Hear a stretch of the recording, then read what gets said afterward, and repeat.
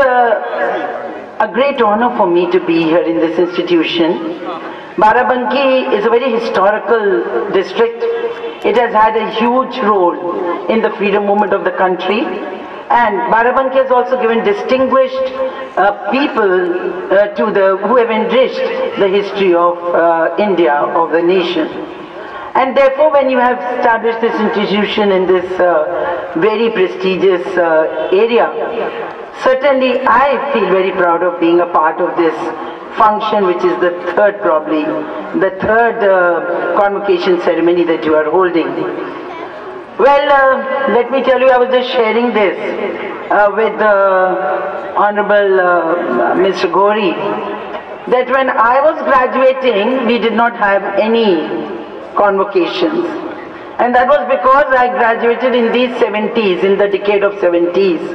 And that was the melting pot of student agitation in UP. Institutions were not functional, and somehow we used to just pray that it would not be a 0 year in education.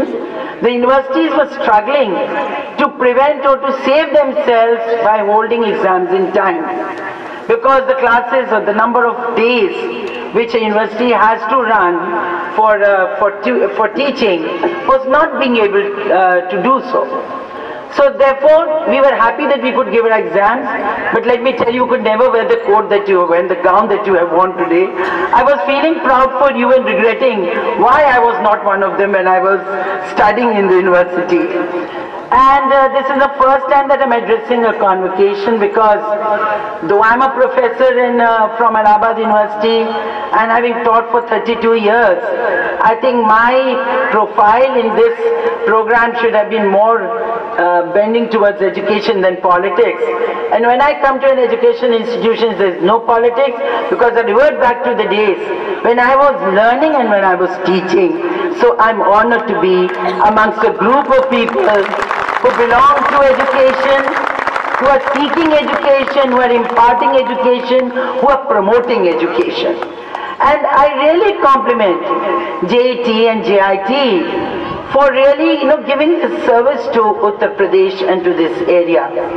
And so when I have come to know that thousands of our expatriates who have left the country to seek better fortunes in professions abroad, they have come together. How many did you say? 18,000? 12,000 Indians who are flourishing businesses or professions abroad. They have come together to set up this organization, and this organization, which is known as the IMRC, the Indian Muslim Relief and Charitable Organization. It's running several activities. Education is primary, but besides that as well, they're doing a lot of charity all over the country. And hundreds of schools have been set up by them, educational institutions have been set up by them, and I compliment them, because what you get from the society, you should pay back as well. And this is exactly what we are doing. And therefore they need to be complimented. They need to be complimented for the effort that they are putting in. See, one of our members had just flown in from US. I asked him, are you out of the jet lag? He's still not out of the jet lag. But he is here, why? Because he doesn't want India to lag behind. Because he wants India to progress. Because he wants Indian youth to take over the world as the makers of economy. And that is why they need not be with you. I'm talking to the students, I'm talking to those who have graduated, who are now engineers. You must realize, if a group of people, how 12,000 people have come together to empower India, it becomes our duty as well, and your duty more, to ensure that India is empowered and becomes the world master, not only in the world field of education, but in all the fields for that matter. Right now, we know that nearly 2 crore Indians are abroad in different fields, and they are contributing. But the most important role is to be played by you, because you are becoming the builders of India. APJ Abdul Kalam has said, well, dream high, dream well, but try to achieve it as well. And you can't achieve your dreams. You can't achieve your dreams only through back doors, or through recommendations or by bribes. You have to do it through hard work, skills, enhance your skills, become, try to march along with the world in terms of knowledge, in terms of upgrading your skills, in terms of ethical performance, because ethics is absolutely important. And I feel that India, which has huge moral standards, forget what people think about us, but I think we are one of the most living civilizations and the oldest civilization in the world, and we have contributed in every field. As such, ethics and morality as well as commitment to our cause is absolutely important, and I'm more than sure that you all with these degrees will march out of here and will make the country proud. The issue here is that in the past about 7-8 years, or you can say 1 decade, India has produced a large number of professionals, whether they are MBAs or they are engineers. And we have there's been a mushrooming of engineering institutes in the country. But as far as employment is concerned, the National Employability report clearly says that 80% of those who have graduated are not competent to hold or competent to perform in the industrial sector. Their level of competence is low. Why?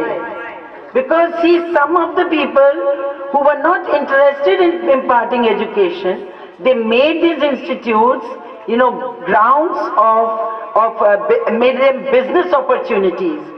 And I know so well, they did not have a permanent faculty. They were not running the courses properly. Boys were coming in with huge ambitions, and they were not being tutored well. And that is why lack of good faculty always creates a problem. Therefore, I want to compliment GIT. You have an excellent faculty, you have great vision, and you keep on brushing up your syllabus as well as and you are trying to enhance the skills of these children. I am told that you will be having a lot of lectures now, motivational lectures from others. The companies have started coming to your campus. So we all will get together. Whenever you go in life, you have to ensure that you will enhance your skills, and whatever is left now, there are many opportunities. Some of you will go into advanced studies.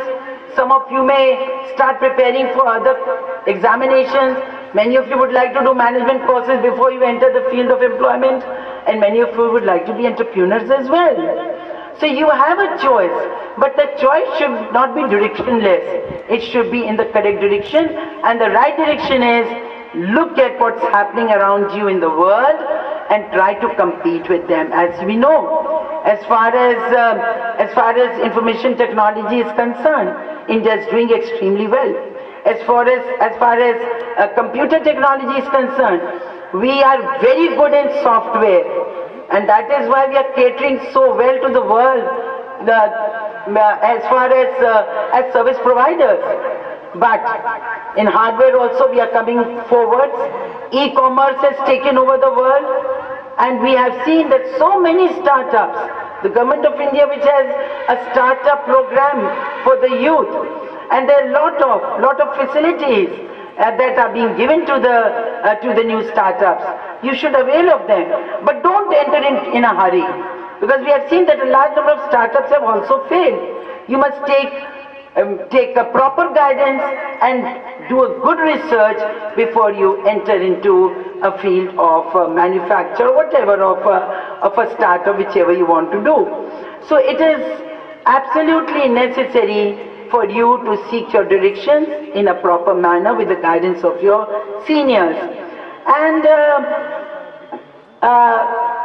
50% of us, one statistic says that about 50% of the engineers that we are producing are not getting a job. But I can promise you, Mr. Gori, that the students from your university are going to get jobs, or each one of them is going to get a job. Because I've seen the professional approach. that you have established or you have taken up for running this institution. Besides this, I would like to say that the Government of India has this Digital India program. We have startup, stand up, whatever, so many other programs that are being run. And as far as the UP government is concerned, we have just come in with a new policy, investment policy. You know that UP, this is the policy that we are coming up with. I want to just tell you, it's UP Empowering New India, and we are having an investors meet 2018 in Lucknow. And already we are signing MOUs with a large number of companies, and if everything goes well, you will see that the amount of the number of MOUs that we are going to sign, the amount of money that is going to come will be absolutely astronomical, beyond the imagination of Uttar Pradesh. So many companies are going to come in, large investment is going to come up. But for those startups who want to really stand on their own feet, we are going to, in this budget, ensure 1,000 crore rupees in the financial year 2018-19 for startups in UP. And we are going to give a large number of benefits to those who come. Like I would say that interest subsidies, stamp duty, electricity duty, certificates, recruitment assessment, and incentives in various ways, land, loans, and then relief on tax subsidy on interest. A large number of the free electricity, infrastructure, water, 24 hours electricity, which is most important. Many benefits are going to come to this sector. So I think you are coming in the right time. You can seek employment, you can seek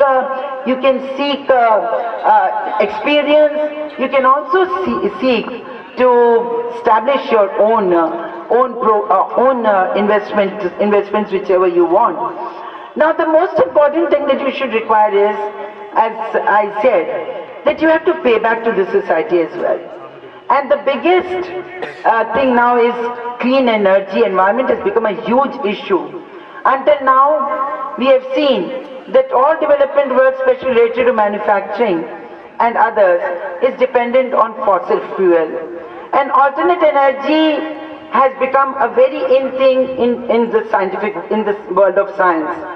So you will have to find ways for sustainable development, and finding ways to implement your ideas through clean energy. That should be your focus. And the next is how you are going to, what modules are you going to create? Is it not our duty to find ways and means to empower UP first and then our country, India? And how? By seeking ways of fighting poverty. Seeking means to give good education and improving health services in the state. Already you know that in the state of UP or everywhere in the country, we are seeking the support of IITs and IIMs and other distinguished institutions. What? To give us ideas in these fields. They are submitting papers, they make case studies. Then we also use them to make an assessment, impact assessment and thirdly, you are also making an impact study. So you are not only going to work for yourselves, but also for the government as well as for the people of the country. So you have to have these directions as far as I can see. Now, at the end of my speech, I would like to say that in case you leave this institution, you don't go for higher education, you move out, and you want to establish yourselves, I would insist and once again reiterate that take your time in seeking your way or rather trying to achieve your way. And I'm very happy that a large number of girls have received. Though I am told that the number of ratio of boy and girl students in this institute is probably 80-20. There's just 20% girls here. But when it came to getting the awards, then it was nearly 50-50. So it is good. I would implore with the parents to come forth and let girls study more, because the girls do make a change. They make a substantial change in thinking. They make a substantial change in the grooming of the family, and as well as in the development of the country. So let us all get together, boys and girls. I am absolutely happy that a large number of you, the numbers I am forgetting, have got their degrees today. Two of you have got two medals. One boy and one girl. They one in mechanical engineering, the other also in engineering. I don't know his field. So both of you have got 2 medals, and there's one brother and sister who have got the gold and silver medal here, probably both silvers. This is really phenomenal, and I hope that all brothers will likewise pull up their sisters and girls in the family and ensure that they also find their feet in the world of employment. Let us go ahead. Employability, its ratio should increase. The biggest problem before the country is employment. And this employment cannot come through government services.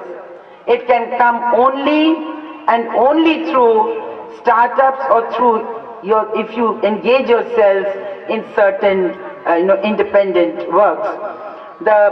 As a tourism minister, I'm also trying very hard to ensure that tourism goes up in UP, because there is a study by the Niti Aayog which says that if 10 lakh rupees is invested, 10 lakh is invested in tourism, 70 jobs are created, which is phenomenal if you realize.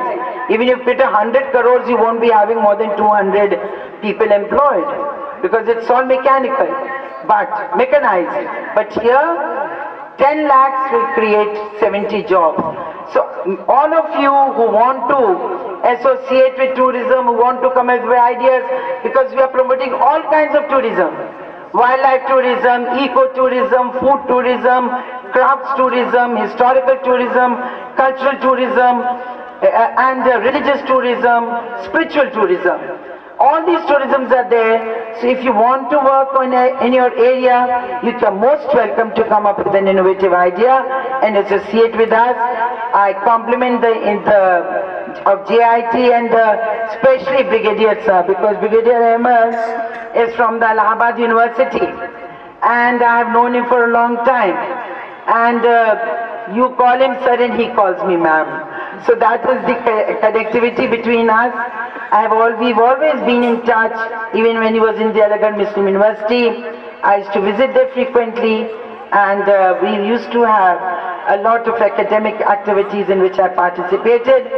And you are doing extremely well, Brigadier Saab, and I'm sure that Brigadier Ahmed will make a better transformation for this institute, and you will make name not only in the state but nationally. With all my good wishes, thank you.